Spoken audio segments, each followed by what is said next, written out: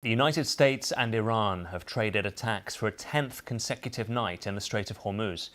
The US military says it has struck Iranian command centers, missile launch sites and air defense systems.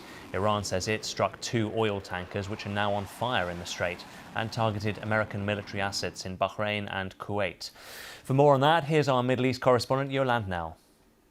The general analysis that things could be going that way, as much as there have been continuing diplomatic efforts with the Iranian Interior Minister also going to Pakistan.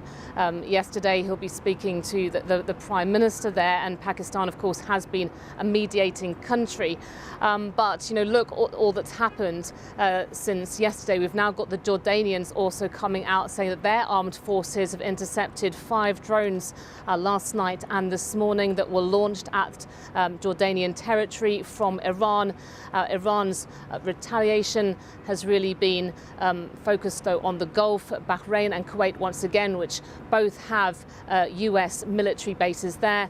The Iranians saying that they have been targeting air defences and radar communications in particular.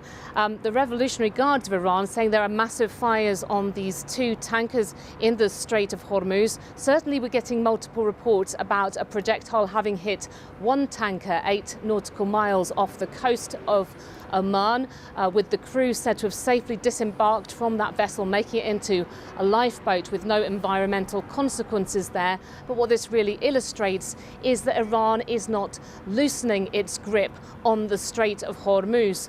And this is such a critical waterway.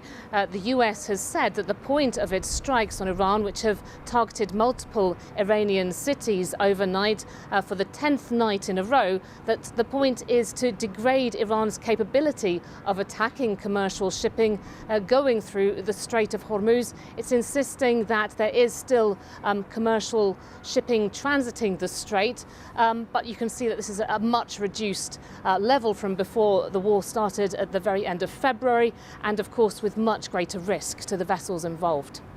And Yolande, it's dangerous enough as it is, but now the Houthis, an ally of the Iranians in Yemen, have now threatened to blockade Saudi ports as well. What do you read into that, and how dangerous an escalation could that be? Yes, what they're saying specifically is that they are going to close Bab al-Mandab, which is another critical choke point in the region to Saudi traffic. And since the war started with Iran, Saudi Arabia has really relied on its pipeline going to the Red Sea to get out millions of barrels of oil onto the world market.